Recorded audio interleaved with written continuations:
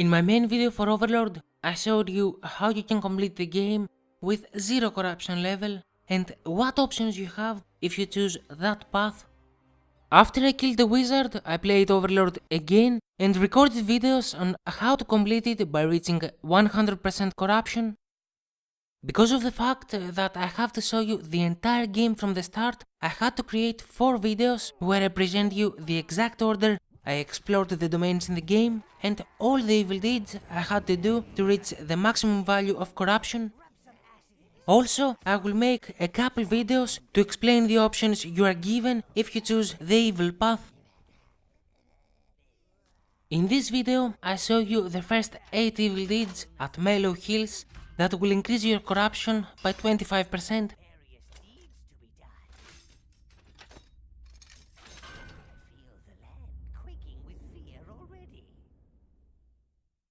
You will have the chance to complete the first evil deed at the early stages of the game. After you teleport to Mellow Hills and meet Bob the farmer, help him to regain control of his farm by killing the nearby halflings, and after the celebrations, lock on him with the shift button and kill him. This way you will complete the you have killed a friendly peasant evil deed that increases your corruption by 3%. There are not any other evil deeds you can complete if you don't gain the trust of the people of Spree, so next you have to collect the tower heart and free the villagers from the slave camp. If you want, you can kill a couple peasants you will find on your way to the slave camp, but better do not do the same to the prisoners, cause you might lose a couple minions since they outnumber you. Once you return to Spree, the gates will open for you and the people will treat you as a hero.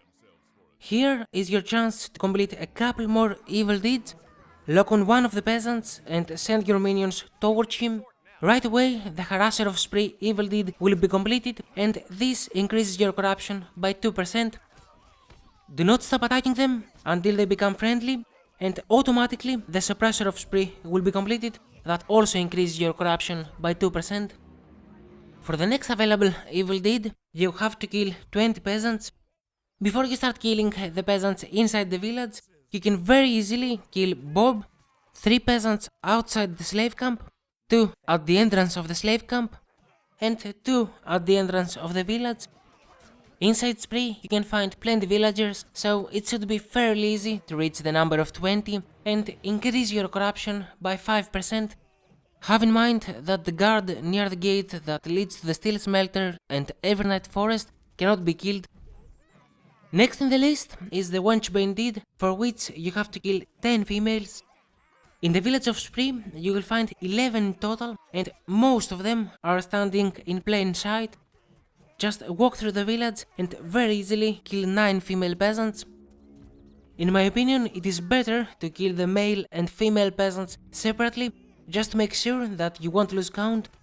The 10th and last female is a bit difficult to be found, not at least until you start breaking the houses in the village, cause she is inside the one at your left once you enter the village.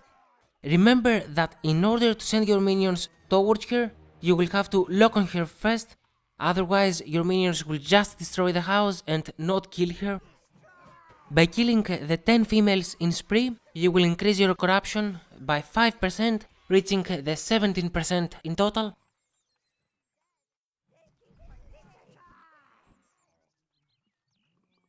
The last one you can complete on your first visit to the village of Spree is the Home Wrecker. For this one, you have to destroy all the houses inside the village by sending your minions towards the gate of the houses repeatedly, or by sweeping them inside until smoke comes out of it. Speaking for myself, it is better to count each house you destroy.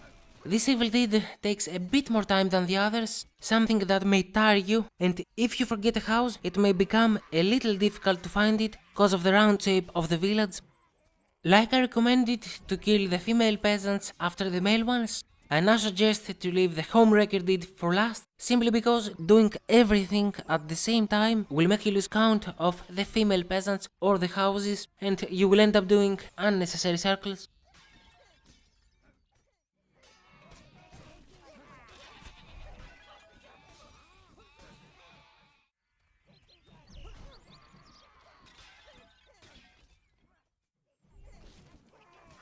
Of course, because you will be in the very early stages of the game, you should not forget to collect all the useful items from the houses and strengthen up your horde, but also increase your gold reserve.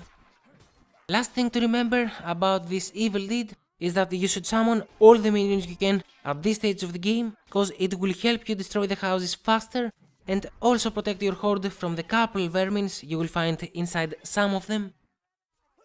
Once you destroy all the houses at the village of Spree, you will see your corruption increasing by 2%.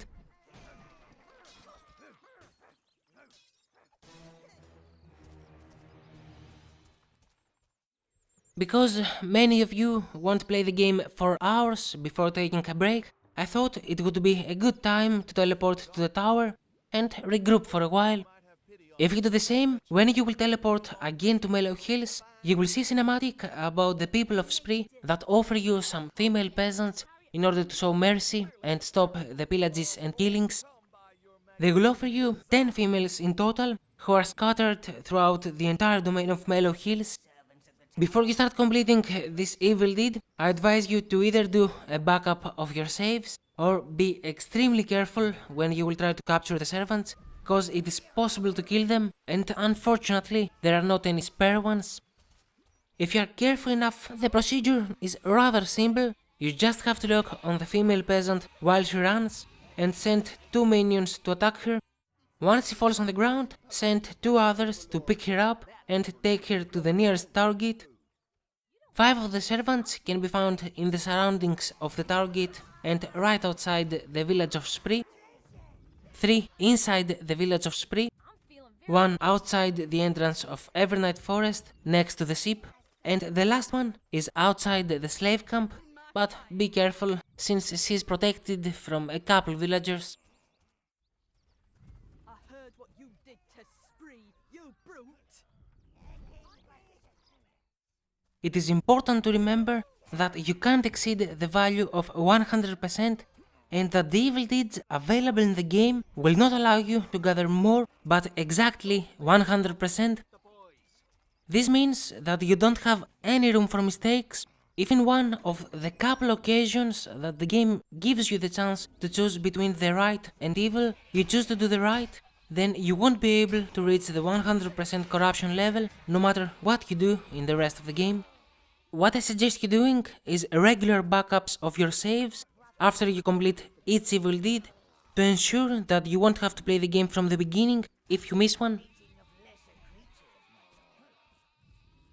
Once the last servant is transferred to the target, the evil deed will be completed and your corruption will be increased by 3%. Now that all the evil deeds available in the village of Spree are completed, I have to work on the main objectives of the game as well. My next stop is at Halfling's Homes, an area that can be accessed from the gate at your right once you get inside the village.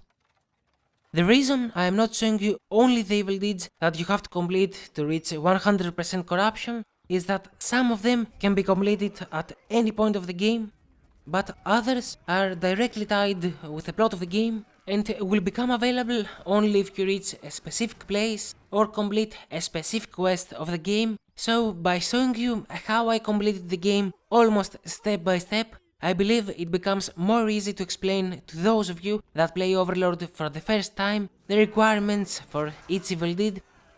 Now for those of you that don't play the game for the first time and need only the information about a specific evil deed, I put the annotations at the start that will take you in the time of video that shows that specific deed. In Halfling's Homes, it will be the first time the game gives you the chance to choose between the good and evil. Of course, if you want to increase your corruption, you will have to stick with the evil choice, which in this case is to kill the nearby peasants and transfer the food to your tower. In some cases, it won't be very clear what you have to do if you want to choose the evil choice, but if you hear what Gnarl says, you won't have problem to figure it out. After your minions transfer the food to the tower gate, your corruption level will be increased by 3%, reaching the 25% in total. This is the last evil deed I show you in this video. But before I end the video, I will show you really fast how I explored the rest of Mellow Hills and how I completed the remaining quests in this domain. When you're increasing your corruption, there will be multiple changes in the game. First of all, there will be spikes coming out of your armor that will grow bigger while your corruption level increases until you reach 100%, when there will also be a red fuzzy aura around you.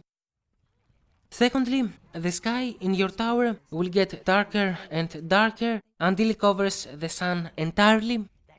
Thirdly, the last level of your spells will become more powerful and chaotic than the ones when having 0 corruption level. And last, you will have different tower customization options at the later stages of the game. My special videos for the Evilest are 4 in total, and at the end, in each one of them, I will show you the 4 stages the sky on top of your tower goes through while your corruption rises. I hope you enjoyed my video. Don't forget to subscribe and leave me a comment in the comment section down below. As always, thanks for watching, guys.